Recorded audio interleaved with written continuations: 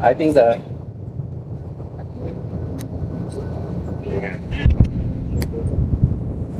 think the brothers in Zamboanga are putting me to a test. Murag isulayan ko sa mga igsoon na. Because initially they told me the afternoon meeting is a service meeting. Tungod kay inyo sila nga service meeting. Then last week they told me it's a couples meeting. Dayon may yung couples meeting daw. Then when I arrived here, they said it's not a couples meeting anymore. It's a general meeting. Ya karon niyo sila dili po ni couples sa kuan na ni general meeting. So I have to keep on consider before the Lord, what should I share? Naghunaon ako unsay akong ipaambit. Initially, I was preparing for a service meeting. Sa sinugdan, service meeting akong giandam. Then I was preparing for the couples meeting. Dayon couples meeting na pod. And suddenly, it's a general meeting. Dayon karon general meeting ko day. Okay, but anyway, I like to share with you bisan gusto ko nga ipaambit ninyo something concerning the tree of life.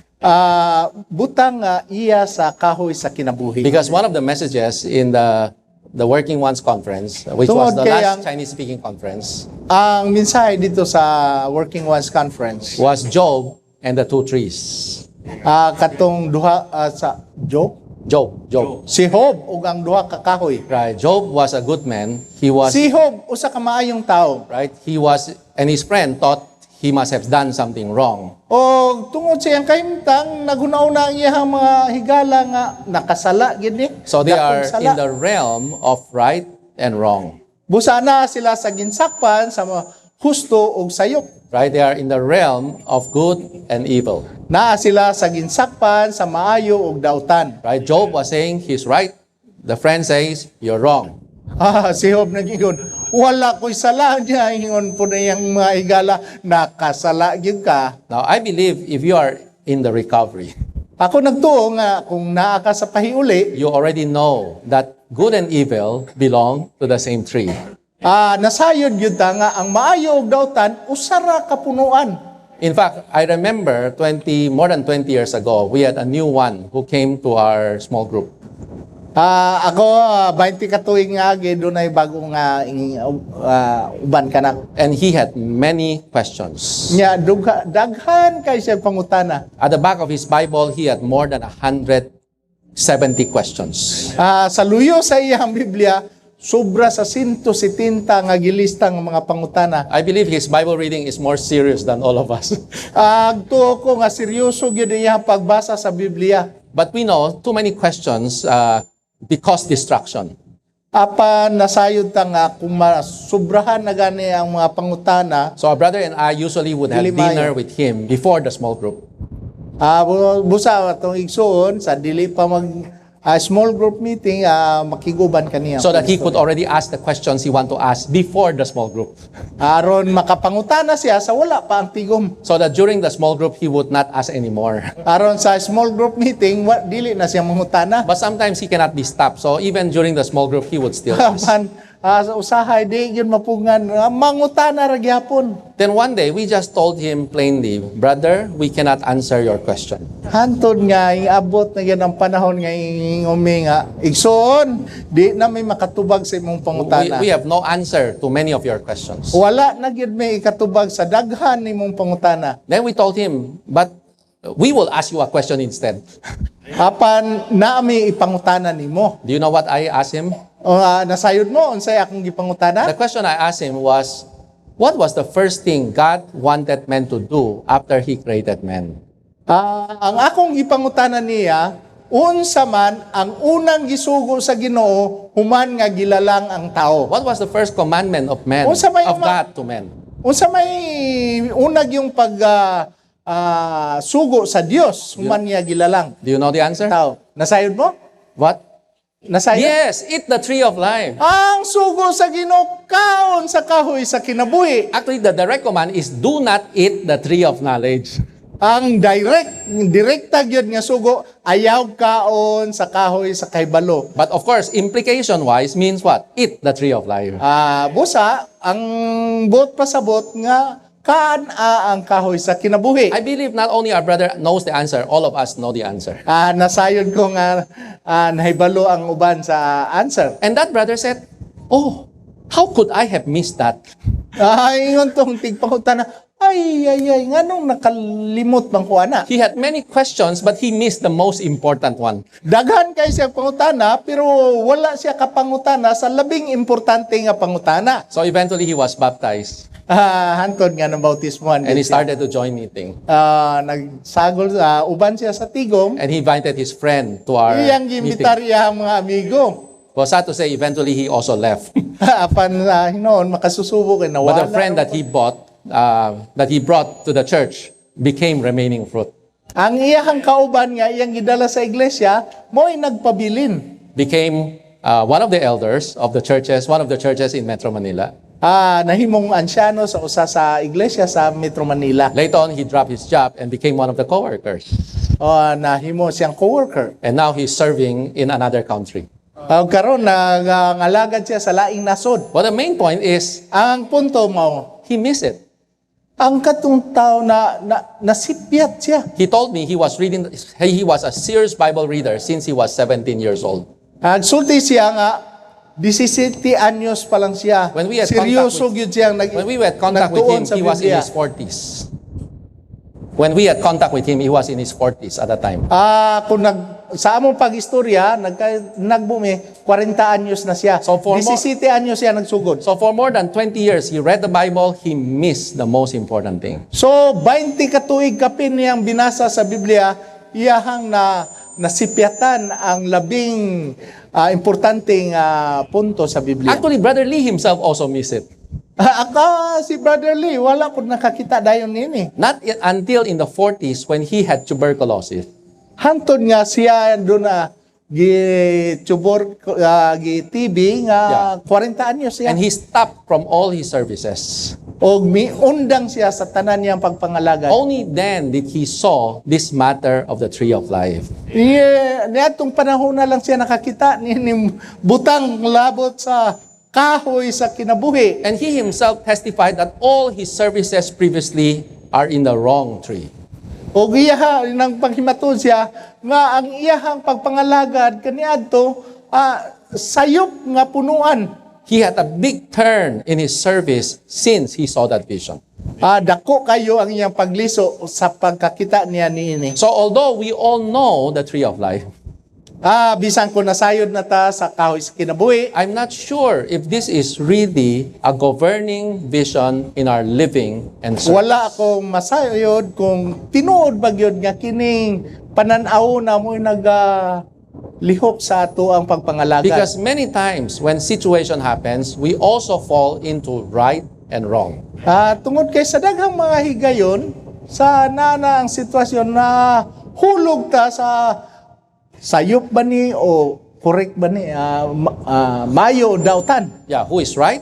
Who is wrong? Kinsay husto, kinsay sayop. And worse, I'm right, you are wrong. Kanunay ako mo'y husto, ikaw ang sayop. But right and wrong, good and evil are in the same tree. Ang husto og sayop, maayo og dautan, maura ang punuan. So as far as God is concerned, if you are evil, you're wrong. If you are good, you're still wrong. Sa mata sa Diyos, kung ikaw husto, sayop ka. Kung ikaw dautan, sayop ka. That's why if you're sinful, you're wrong. Now Job was good, but he was still wrong. Kung masalanon ka, sayop ka, apan si Job, husto, maayo. Right? An sayop Job was gihapon. perfect in his being. Si Job perfecto sa iyang pagkatao. He has the integrity. Doon na siya kaligdong. Today, the world, every place, it's full of sinful, corrupt people. Ang kalibutan karon puno sa kadaot o madunoton nga mga katawhan. If Job would be the government official, he would be the best. Kung siya mo'y politiko pa lang, The Philippines will change. opisyal sa gobyerno. If only all the Labing government ay- officials are like Job, right? Integrity, no stealing, kung no ang cheating. kung ang tanan nga mga nagtrabaho sa gobyerno pareha kag Job, walay kawat, ligdong, However, in God's eyes, apan sa mata sa Dios, although he is good, he's bisan kung siya perfect, he has the perpekto, integrity, it is adunay still in the kaligdong, realm of ana gyapon right siya and wrong. sa sakpan sa maayog dautan. So what God wants is what? Unsa may gikinahanglan sa Dios? Is the tree of life. Mao ang kahoy sa kinabuhi. Because if you are good or evil, Bisan evil kung mayong results dautan. in death. Maayo o dautan ang resulta kamatayon. Right? Good also Mayo. results in death. Ang mayo mo resulta ra gyapon sa kamatayon. That's why we need to have a turn. Busa kinahanglan ta adunay pagliso. Turn from what? Liso From the gikan sa tree unsa? of knowledge of good and Sa evil kahoy sa to the tree of life. liso gikan sa kahoy sa kahibalo sa maayo ug dautan ngadto sa kahoy sa kinabuhi. Do we want life? Gusto ba tag kinabuhi? I'm not sure. Di ko sigurado. Now, let's go to a side point. You know, Noah, during the flood, Si Noah sa panahon sa lunop, right? After the flood is over, human na ang lunop, I mean, after the rain stopped, human nga hunong na ang ulan, of course, the water begins to subside. hinahinay nga ubos ang tubig. But he's inside the ark. There's no window. The only window is on the top. How can he see if the land is subsided or has the flood has subsided or not? Ang arka ni Noe wala may bintana. Doon na bintana sa ibabaw. Di So- siya kakita kung naugan na ba o wala. How did he know that the water has subsided? Unsa man niya pagkibalo nga ing hubas na? What did he do? Unsa may iyang gibuhat? He first sent out a raven, Una iyang gipadala ang uwak. right? And the raven, what? Nya ang uwak Is an unclean animal usa ka mahugaw nga langgam. and eat on carcasses. Mo inom ni mukaon ni siyang mga patay. So when the raven was released from the ark, he was so happy.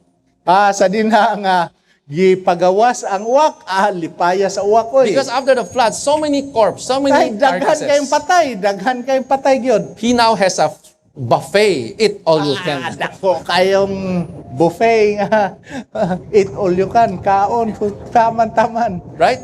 Mga Then later patay. on, Noah sent out a dove. Unya nagpadala si Noe gibuhian niya ang kalapati. What happened to the dove? Unsa may nahitabo sa kalapati? The dove came back. Ang kalapati hingbalik. Because the dove is a clean animal and eat on grains, not on carcasses. Tungod kay ang kalapati limpyo nga langgam og di ni siya mukaon og patay. Mukaon ni siya og mga binhi liso. So when the dove was released, he find nothing to eat.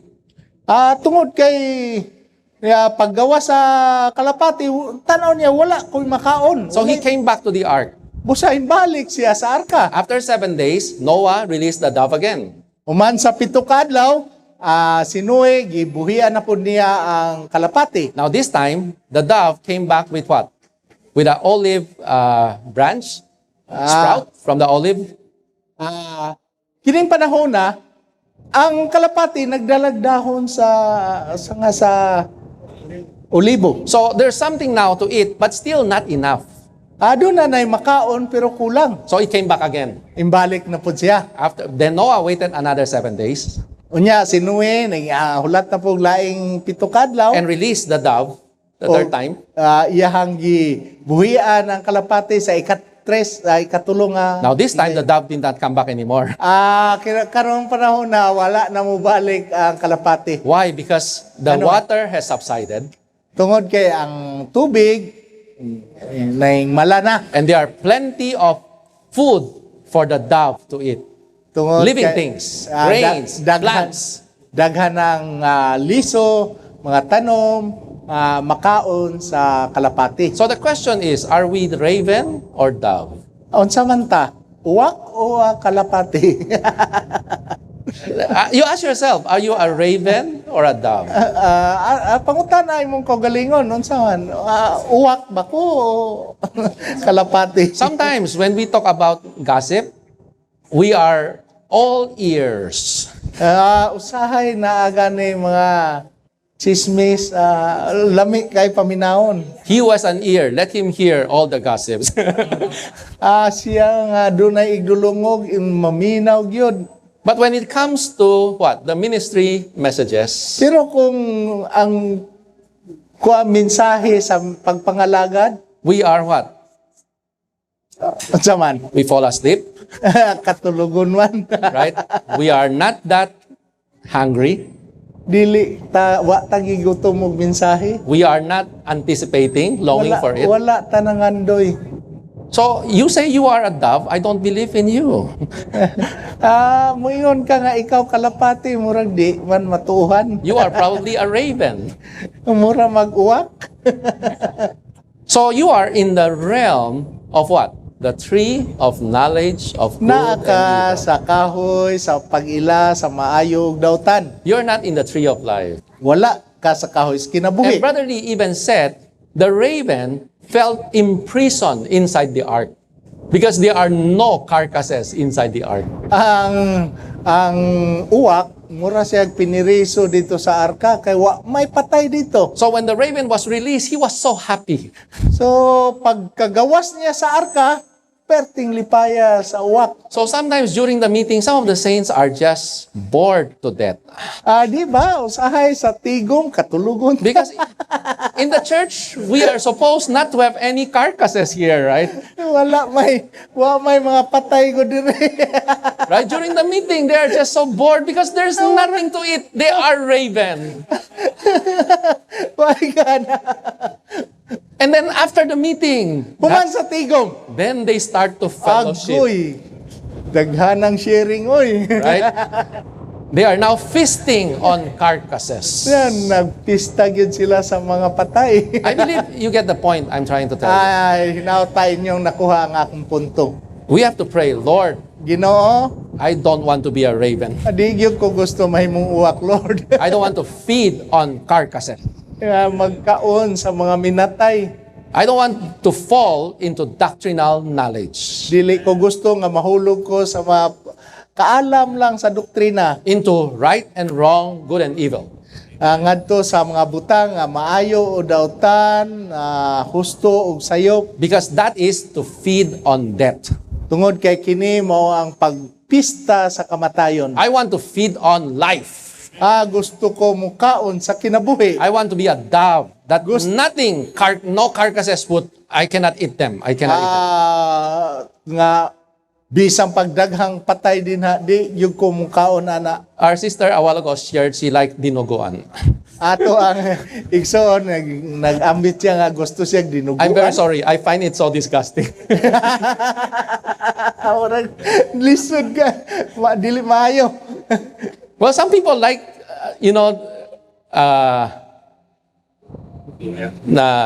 not just durian, but exotic things. Daghang mga tao nga gusto ka ng mga exotic ka ng talagsa o lahi ba? But, well, anyway, either exotic or not, as long as it is live, it's okay. Basta kay kinabuhi, maayog yun. Don't feed on carcasses. Ayaw pagkaon sa mga minatay. And we know, because when we come to Leviticus, Tungod kay nasayta sa dinha sa Levitico, in chapter 5, kapitulo 5, it talks about what? The carcasses. naghisgot ni mahitungod na ang mga patay. And it talk about the three kinds of carcasses. Let Og me read you the naghisgot verse. kay na 5, no? It's Levitico 5. Leviticus chapter 5, verse 2. 5:2. It says this. At nag-ingon din 5:2. Let me find it. Yeah, Leviticus 5:2. Or if anyone touches any unclean thing, Kung dunay makahikap sa dili sa mahugaw nga butang, whether the carcass of an unclean animal patay ba nga dili limpyo mahugaw nga animal or the carcass of unclean cattle, o ang patay nga baka or the carcass of unclean swarming things, o nga patay nga mga kanang maglupad-lupad.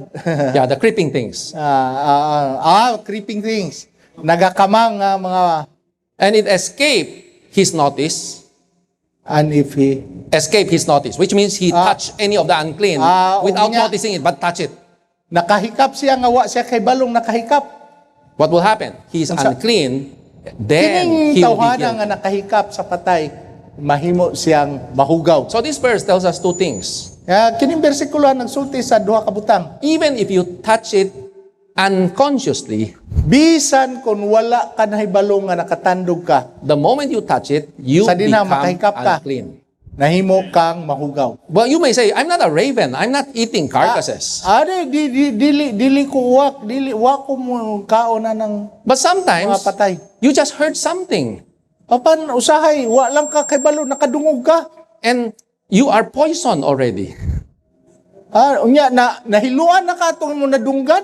You may have no intention to purposely listen, Wagog kay intensyon nga maminaw ato. but you just touch it Nakadungog lang gid ka. without noticing. Wala ka intensyon. Right? Somebody just died. It's not your fault, right?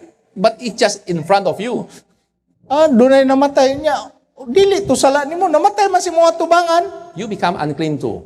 Nahimo kang hugaw. This shows how deadness is. Kini nagpasabot nga unsa gyud ka seryoso ang butang nga kabatayon. In fact, the Bible says, if you sin, you just need to offer the trespass offering and the sinful sin Ang Biblia offering. nagingon nga kung makasala ka sa daang tugon, mo halad lang kag halad sinunog And you will be forgiven o ikaw instantly. mapasaylo. But if you touch the carcasses, you will be unclean for 7 days. Apan kung ikaw makahikap og patay, This mahimo shows, ka nga mahugaw sa 7 ka adlaw. this shows that deadness is more serious than sin. Nagpasabot nga ang kamatayon mas seryoso kaysa sala. Right? But sometimes Dili ba? that's not our consciousness. Usahay di ta kay balo. When someone sin, some of the saints sin, Nga kung dunay mga igsoon nga nakasala, we all condemn him ato agid siyang tungluhon. because that person has sinned. Tungod kay nakasala gyud. But if a saint is dead, we have no feelings. Apan kung dunay igsoon nga patay, murag wa tay pagbati. And sometimes they are spreading death. We also have no feelings. Nya agkato pong nagpasabwag og kamatayon, wa pud siya batia. Do you know why you have no feelings? Nganong wa man kay pagbati? Because you're also dead. Tungod kay patay man pud ka. Right? Dili And ba? it's serious. Seryoso kayo. Death is more serious than sin. Ang kamatayon mas seryoso kaysa sala. And the second thing that is mentioned in this verse is that there are 3 kinds of carcasses. Dunay tulo ka patay, klaseng patay. The first is unclean animal. Una, mao ang mahugaw nga mga hayop. The second is the unclean cattle. Ikaduha, ang mahugaw nga baka. Yeah, cattle. Cattle, yeah. Sheep, oxen, all of this. The third is the carcass of the swarming or the creeping things. O ang patay nga kanang nagkamang. Now, when we read our Bible, we may not notice. Kung magbasa ta sa atong Biblia, murag di ta sabot. But Brother Lee said these are the 3 kinds of death. Pan si Brother Lee nangiyon, kini mao ang tulo ka klaseng kamatayon. What are the 3 kinds of death? Saan tulo ka klase? The first is the Una, death of the unclean animal or the unclean beast. So it's a wild death. ang una mao ang kaning ihalas nga dakong mananap. Yeah. The second is that of the cattle. Cattle is mild. So it's a mild death. Ikaduha kanang murag dili ra kayo bangis nga kamatayon. And the third is the creeping things. So Ay, it's a katulong. subtle death. Katong nagkamang motoy kamatayon nga nagkamang murag sikreto. I believe you lang have heard this, right? The wild death, the mild death, and the subtle death. kining bangis nga kamatayon nga murag humok o dili kayo bagsik nga kamatayon o ang Kini katulo, kini nagkamang kini sikreto. So don't think that all those who come and spread death are wild. Ayaw pagtuo nga ang nagsabwag o kamatayon katong mga mabangis wild. Some are very mild, Dunay uban nga mild kuan lang. like a cattle, a sheep, very, Pino. very what? Mild. Kining mga baka, ang karnero, Yeah, and others are like the creeping things that comes in a subtle way. ang uban nga kamatayon, katong kamatayon nga sikretong nagkamang. But whether wild or mild or subtle, they are all deadness. Apan wild ba kini o kanang nagkamang ba kini o kanang malumay nga kamatayon? Kamatayon ra gyapon. Right? I remember there was this brother. Ako na kay nomdom nga dunay Let me give you kaigsoon. a concrete example. Ako ang ehemplo. At that time, there was a turmoil. Natong panahon na dunay turmoil, dunay And we have no idea that this brother has a problem. wala mi nakibalo nga kining igsuon na dunay problema. I was a student at that time, Estudyante ko atong panahon na. so it's not here. It's in the north. Dili dito na sa Luzon, no? And then there was a conference. And as a young people, we just Dunay love the Lord. conference. We just love the Lord. Every time there's a meeting, wherever it is, we just like to go. Kami nga nahigugma sa Ginoo kun dunay tigom dito adto lang mi. So we went. So niadto mi. And the brother started, he was sharing on Revelation chapters 2 and 3. Nya ang igsoon nagapaambit sa pinadayag 2 ug 3. I still remember how he said it. Ako nakahinumdum pag giunsan niya pagsulti kato. He said, brothers and sisters, Mga igsoon, this is our understanding of the book of Revelation. Ingon siya, kini mao atong pagsabot sa pinadayag. But actually, it is not like that. Apan dili na ingonana. Then he started to share his point of view. Nya iyahang ipaambit ang iyahang pananaw. So when I was listening to him, oh, he has new light. Busa nang minaw ko sa iya, bagong hayag niya. And kind of impressive. Nya murag tinuod pod. So I still remember after going back to Manila, O sana hinumdum ko pagbalik na ko sa Manila. I started to share to my companions, those who missed the conference. Ako ang gipaambit na atong wala mo apil sa conference. I was sharing to them the new light of Revelations 2 and 3. Ako ang gipaambit ang gitawag nga bagong hayag. But later on, I said, and it just came to my senses. Nya nakaalinggat ko. He said, this is all we know before. What did I know before? Everything I knew comes from Watchmani and Witness D. Mingon siya nga mo ni ang atong nahibalan kaniadto. Ang atong nahibalan ang pagtulunan man ni Watchmani. I do not Witness know Lee. anything apart from what Watchmani and Witness Wala D ko'y teaches. nahibawan gawas kang Watchmani. o As I would Witness always Lee. say, I grew up drinking the milk of Watchmani and Witness D. Ako nag-inom gyud sa gatas ni Watchmani o Witness Lee. And now this brother will say, this is what we knew, but actually it is like that. It is so subtle. Miingon siya, mo ni ang atong nahibawan kanila, pero dili na ingonana. And I was already poisoned without knowing it. Nahiluan ko nga wa ko kay balo na nahiluan na day ko. But thank the Lord, at least I was drinking the pure milk all my life. Salamat sa Ginoo kay sa tibok na kong kinabuhi. So after some Nag-inom time, ko sa I came gatas. to my senses. Oh, something is wrong. Sa dinha nakalinggat ko, murag di ni mao. Then later I realized that brother is an opposer. Anya antod nga nakaibalo ko. But I was so naive. Opposer man di ito. I was so naive.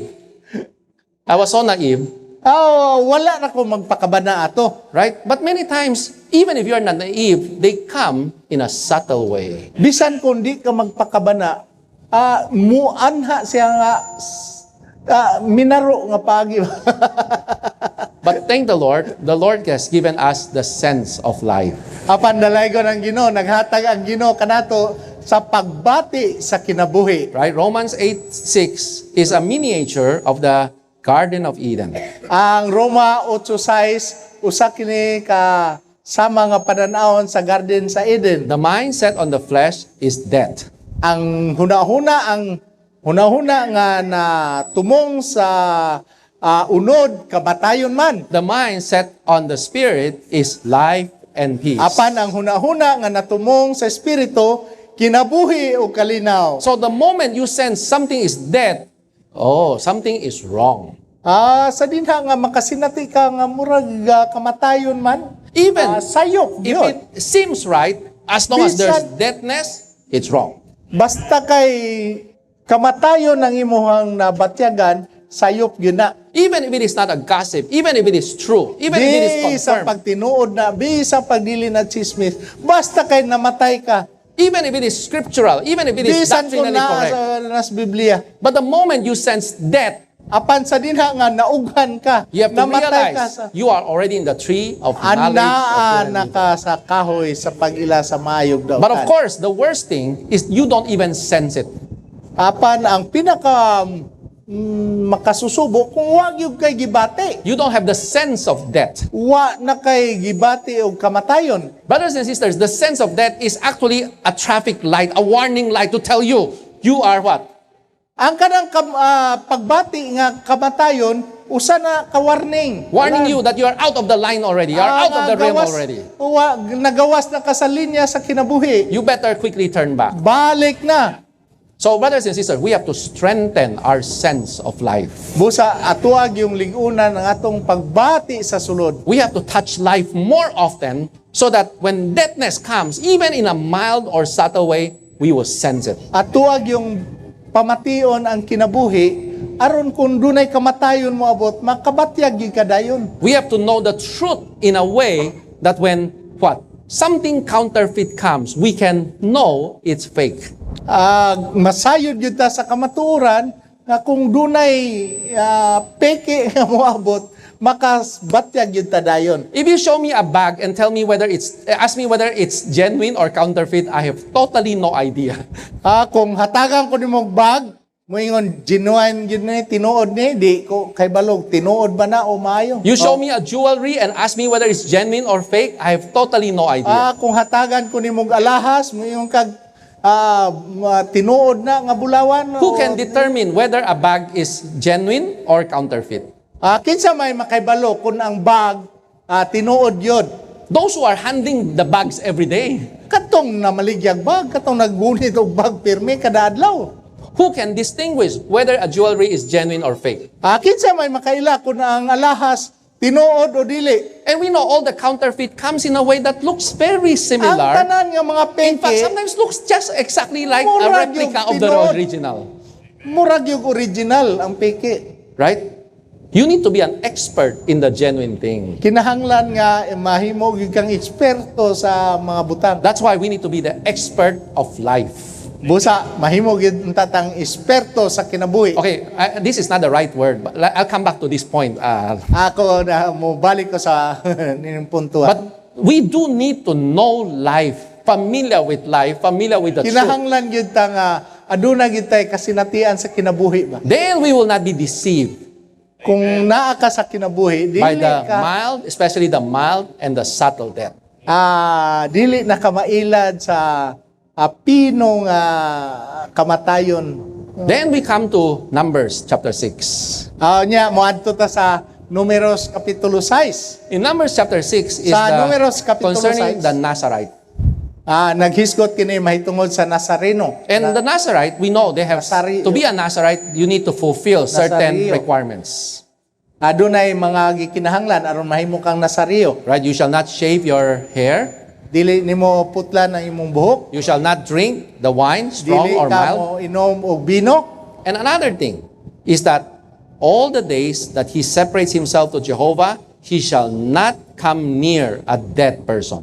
Og sa nagahalad na siya sa iyang kaugalingon, dili gyud siya bawal gyud muduol og patay. But it does not end there. Dili lang kada. Right? We should not touch that. We already know that. Dili na ta mo hikap og patay. So what's so special Nasayad about the ta. Nazarite? Unsa may special sa If Nazario? it is just the same as not touching death, what's so special about it?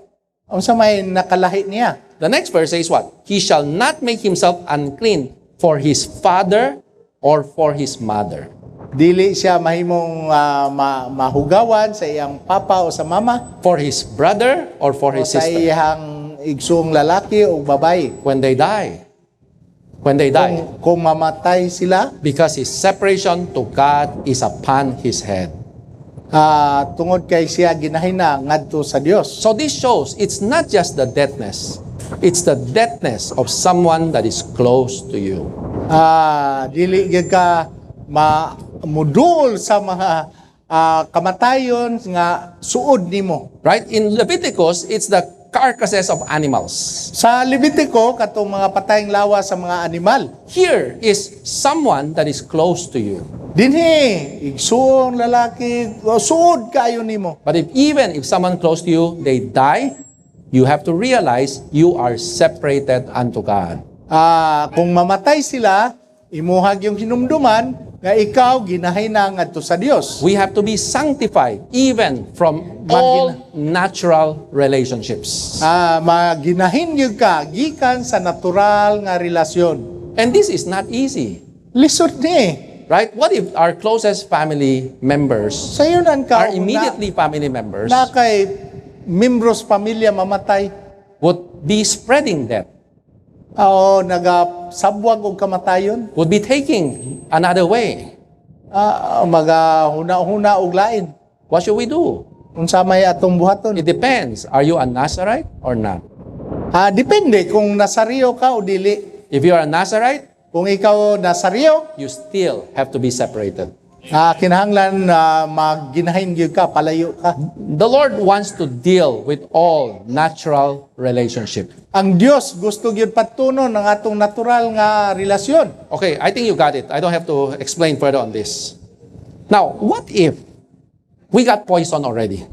Pananglit kung kita na nahiluan na gyud. Actually, with the Nazarite, let me read another verse. It says that if anyone dies very suddenly beside him, I mean, these are your family members, right? Kung pananglita membro sa imong pamilya, ning kalit lang kamatay. You don't want to touch it, but he died in front of you. Di ka gusto nga muhikap niya, pero atubangan nimo siya namatay. So that he defiles the head of his separation. Nahugawan ang iyang pagkaginahin. Then he shall shave his head on the day he becomes clean.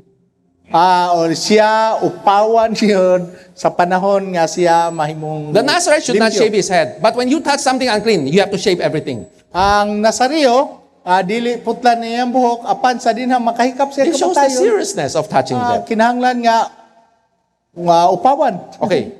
But there's something more which I'd like to mention to you. What if you already touched that? Apan kung nakahikap kag kamatayon, And I believe all of us, in one way or another, have touched so much death.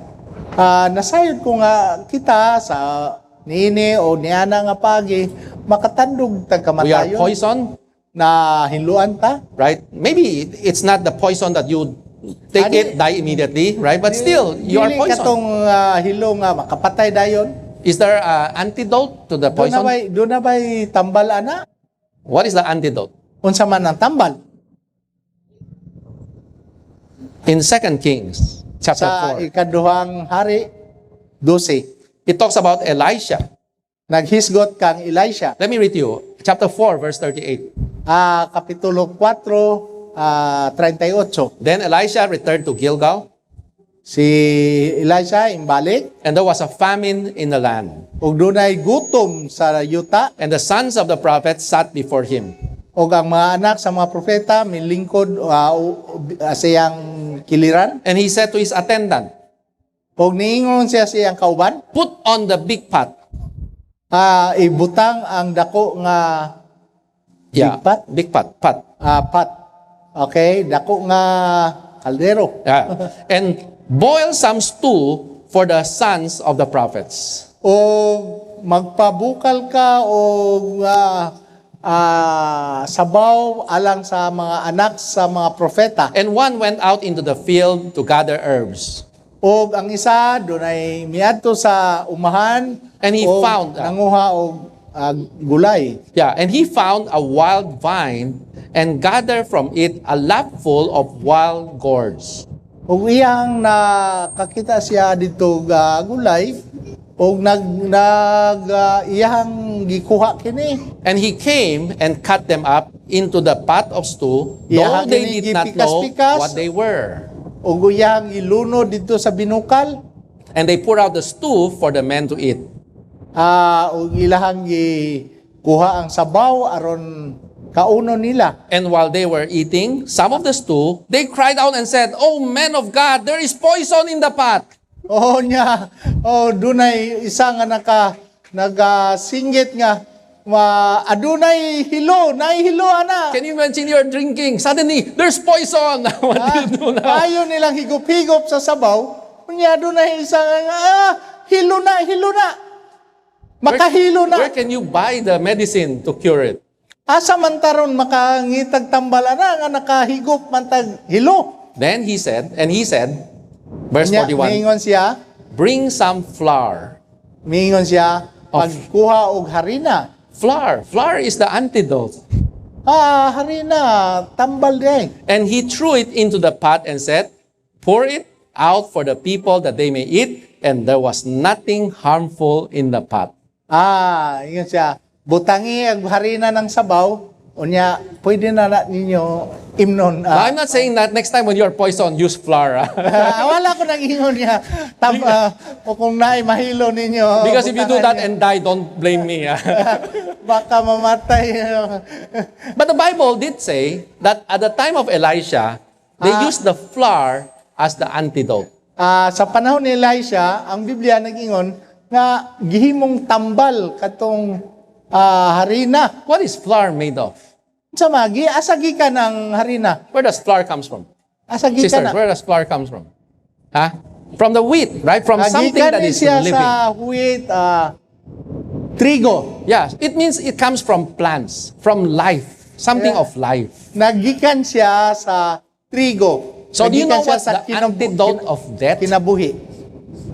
Unsa man ang tambal sa Very kamatayon. simple. The antidote of Simple. death is life. Ang tambal sulbad sa kamatayon kinabuhi. So if you're poisoned, what should you do? So kung ikaw nahiluan, You need to read the life study, basaha ang life study. right? Because the life study, Tungod kaya ang life study, it's full of life. puno magyud ni kinabuhi. I'm not joking, brothers and sisters.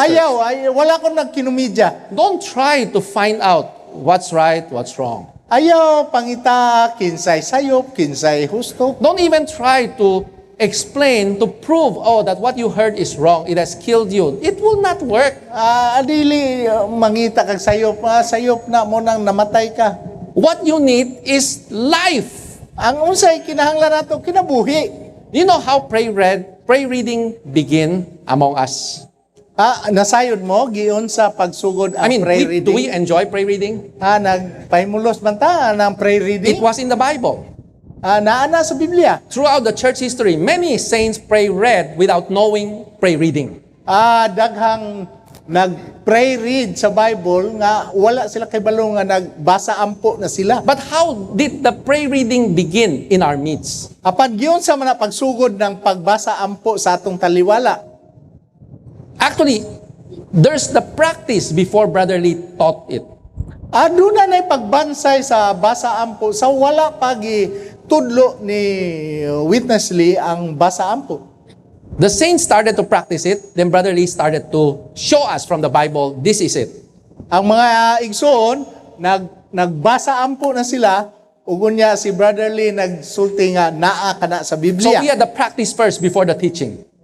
Busa doon na sila pag-practice pagbansay. It began in one locality where Wala there pang was gitudlo. turmoil. Nagsugod kini sa usa ka lokalidad. The elders are quarreling in the elders meeting. Ang atong lokalidad dunay panagbingkil sa mga ansyano. Deafness is all over the meeting. Ang kamatayon naglibot-libot na gyud. No solution. Walay sulbad. You like to join that kind of a meeting? Gusto ka ng klaseng meeting? Then one time, one of the brothers said, let's not talk about the issue first. Let's read the Bible together. Doon na yung sa kaigsoon nag-ingon nga, dili lang sa nato hisgutan na ato asang basahon ng Biblia. And they started to read and start to pray over what they read. Gisugdan nila pagbasa o ilang giampo ang ilang gibasa. So they just started to read the Word of God. So, kato, pag-pray read na to. And pray reading, pray reading, pray Kaya reading. pagbasa, ampo, basa, iampo, They forgot about all their problems. nakalimot na sila sa ilang problema. They forgot about my problem with this brother. He forgot about the Nakalimot problem na with sila another. sa All the akong issues are problema, solved. nahimong malinaon. The life swallowed up all the deadness. Ang kamatayon naglamoy sa ang The kinabuhi church naglamoy was sa kamatayon. quarreling. The church was so dead. Through Ang prayer reading, iglesia patay kayo, dunay daghang panagbingkil. the whole church was revived. Ang tibok iglesia na nabanhaw. So what's the antidote of Unsa death? may tambal sa kamatayon? The antidote of Ang death tambal is life. kinabuhi. Thank the Lord. The The li- words which God has spoken to us. Right? The Ang Lord said, the pulong- words which I've spoken to you are spirit and are life. Ang pulong ay inyo ng Ginoo, ang pulong nako espiritu o kinabuhi. Of course, he also said, letter kills. Ginoo nag-ingon pud siya nga ang letra makapatay. But the spirit gives life. Apan ang espiritu makahatag og kinabuhi. So it's the word, but not just the word. The word has to become the spirit. Busa ang pulong kinahanglan mahimong espiritu. When the word, that's the reason why we pray, read the word. Mao nga ato ang ibasa ampo aron mahimong Prayer espiritu. reading is not for memorization. Ang pagbasa ampo dili aron makamemoryata. When we pray, we are converting the word into the spirit. Kung muampot ay ang ampo nato atong gibasa, gihimo nato ang litra ang atong gibasa ngadto sa And the pagka-espiritu. word becomes the spirit. It Ang gives pulong. life. Nahimong espiritu, mahimo siyang naghatag kinabuhi. But not just the Bible. Apan dili lang ang Biblia, As I said at the beginning, the Sa life sinugdan. study.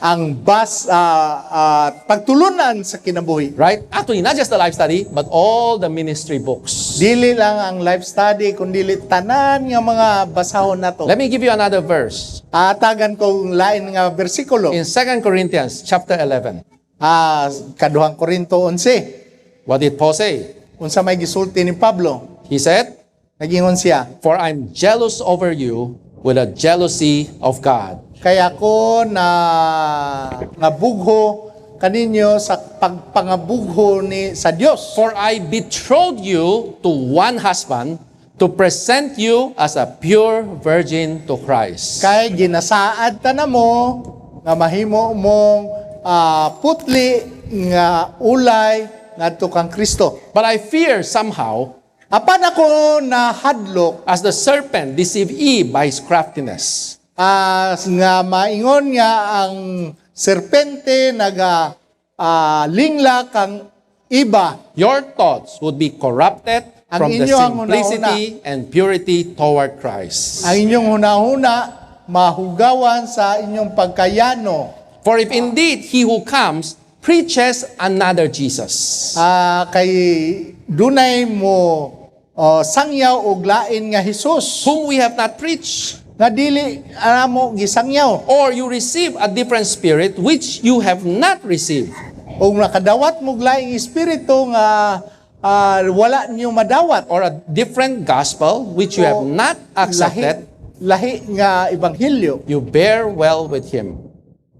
pagbantay kamo. What does this portion tells us? Unsa man ni nagisulti dinhi? The genuine New Testament ministry betroths us to Christ. Ang tinuod nga pagpangalagad kanang mahigugma ta kang Kristo. Right? All the teachings of among us Kini nga ato ang pagtulunan, tanan nga atong pagtulunan. is to bring us to love the Lord more.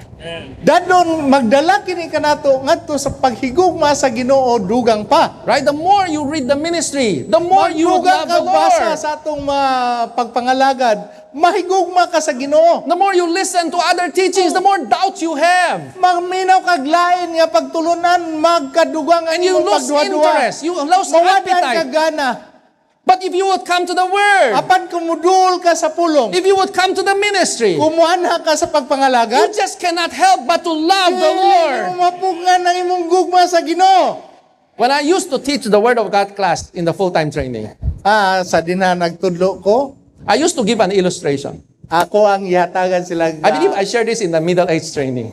sa Middle age training. You know, sometimes when it is not raining, Kung dili mo ulan, walay ulan. or when the rain is just what?